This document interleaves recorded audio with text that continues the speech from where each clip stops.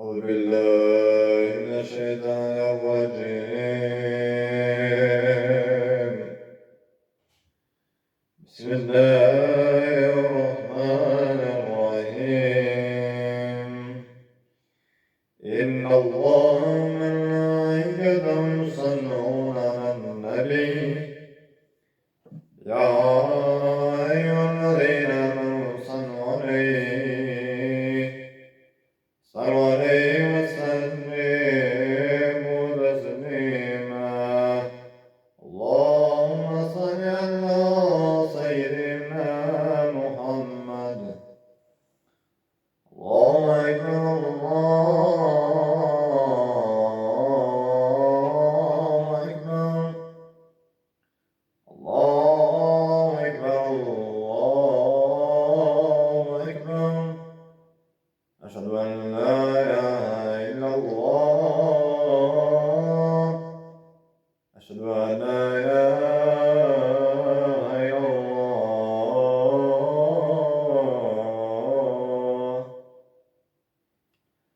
أشهد أن محمدا رسول الله أشهد أن محمدا رسول الله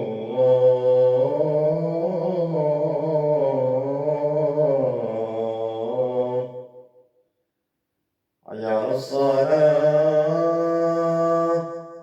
حي على الصلاة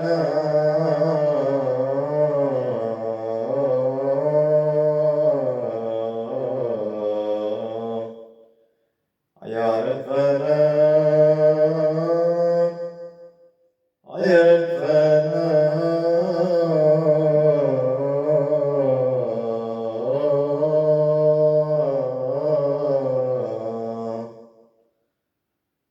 الله أكبر الله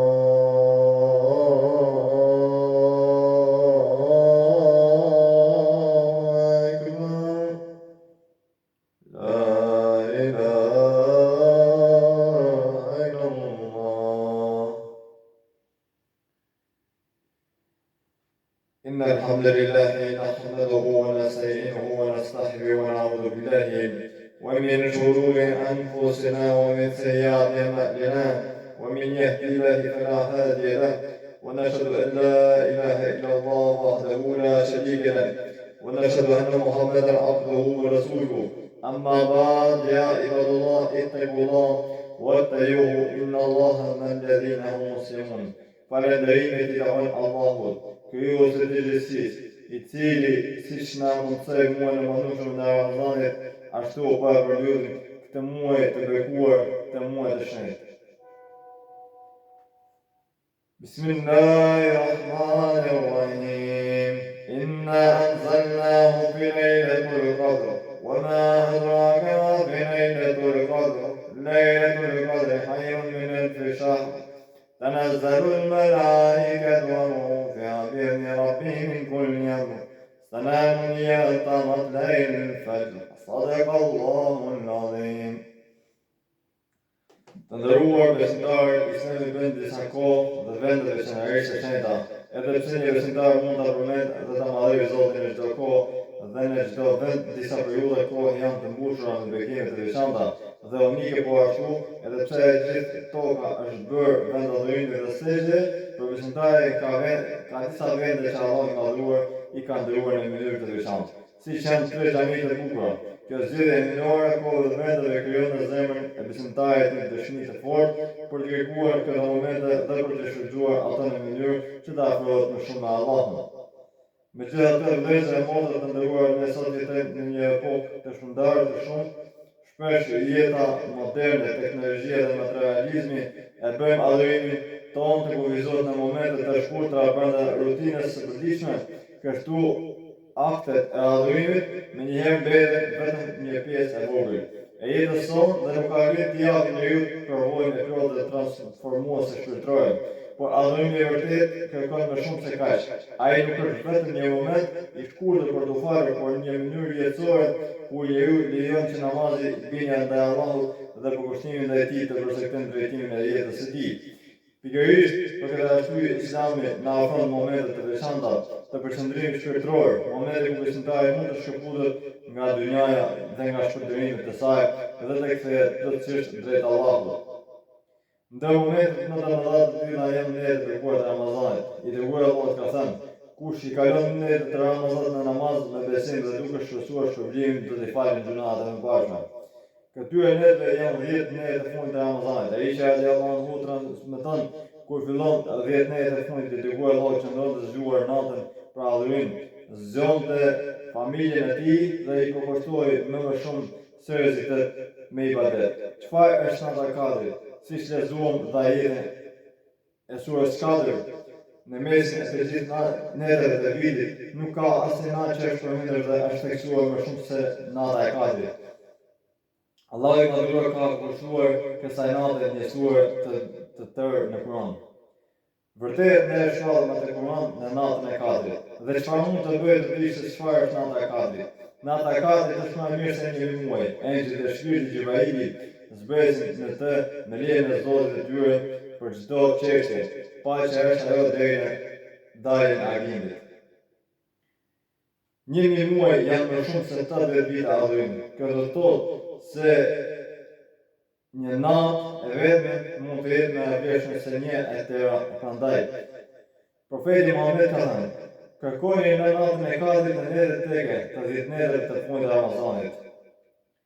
Dhe fakti se kjo natë nuk është përcaktuar saktësisht është një urtësi e madhe hyjnore. Dietari i madh bin Qutmun el-Maqdisi shpjegon se Allah ka fshehur këtë natë në mënyrë që besimtarët të përpiqen të kërkojnë atë madhërim gjatë shumë netëve dhe jo vetëm gjatë një natë të vetme. Ashtu siç Allah ka fshehur orën e pranimit të lutjes ditën e Xhuman në mënyrë që besimtarët të shtojnë lutjet gjatë gjithë ditës. Kuptimi i fjalës Kadr.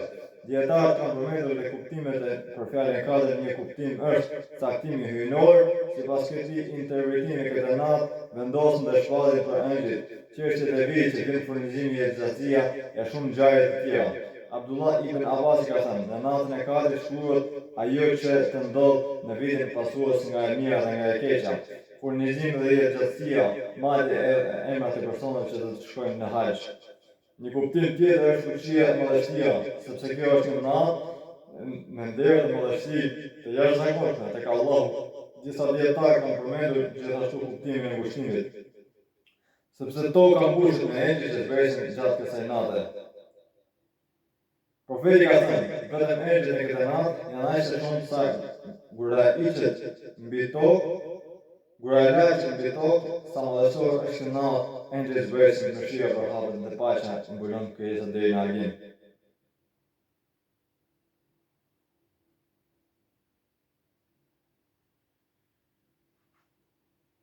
Kjo natë ka gjithashtu një lidhje të veçantë me Kur'anin dhe pikërisht kjo arsye ka marrë vlerë të jashtëzakonshme në surën Kadr. Në surën Duhan përmendet në Kur'an se u shpall në këtë natë. Ibn Abbas shpjegon se Kur'ani në zbritjen në tërësinë e tij nga qelli me larg në qellin të ulët në një vend të quajtur Beitul el-Izza dhe prej atij ku shpall gradualisht profeti Muhammed gjatë një periudhe prej 23 vitesh lutej kësaj nate.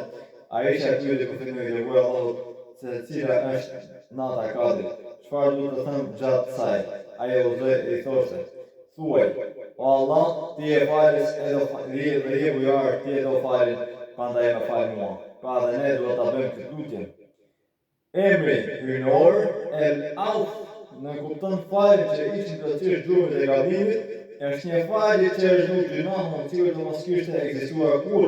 Prandaj kjo natë është një mundësi e jashtëzakonshme për të lutur Allahut që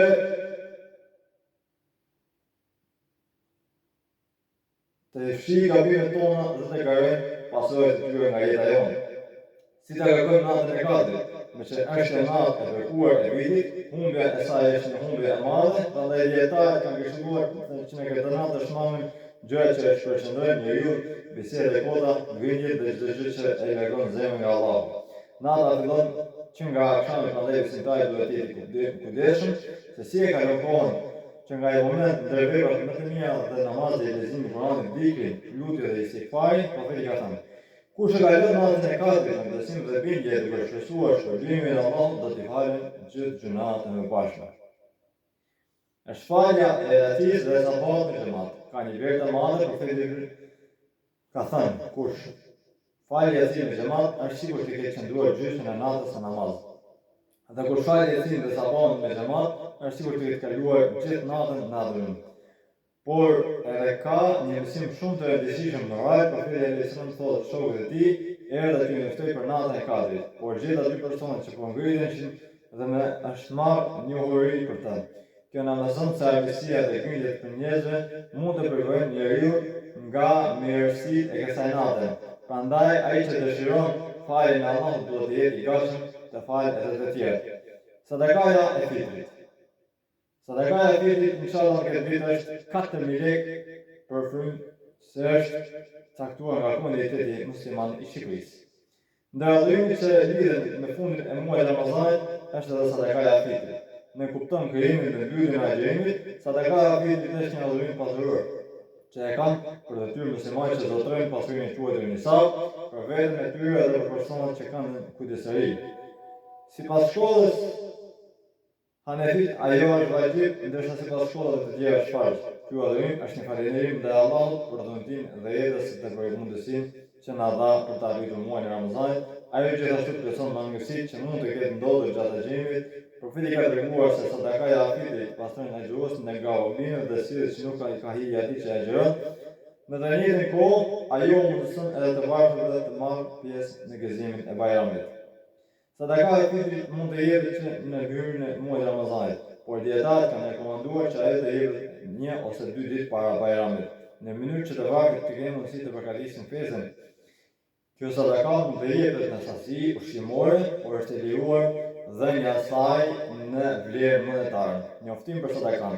Kryesia e komunitetit musliman ka përcaktuar masën për zakatin, fitën dhe sadakatën e fitrit. Për vitin 2026, sadakaja e fitrit do të jetë minimalisht 4.000 lekë për frymë.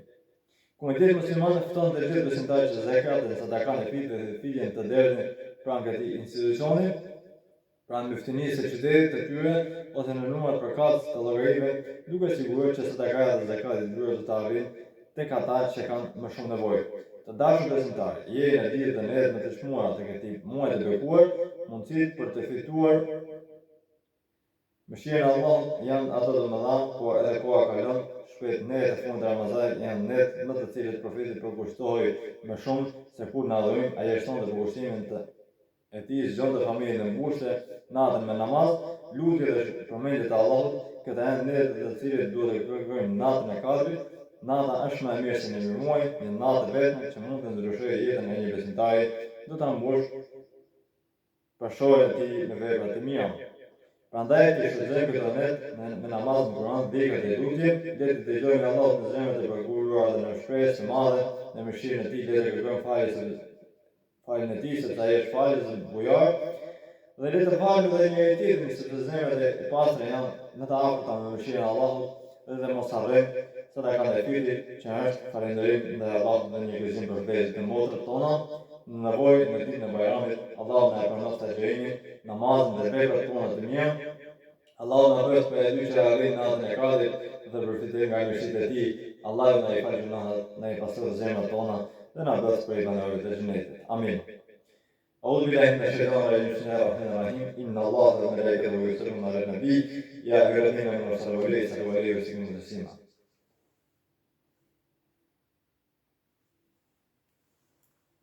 Alhamdulillah rabbil alamin.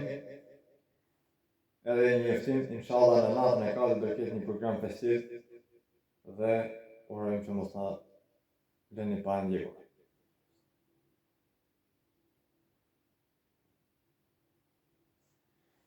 إن الله يأمر بالعدل والإحسان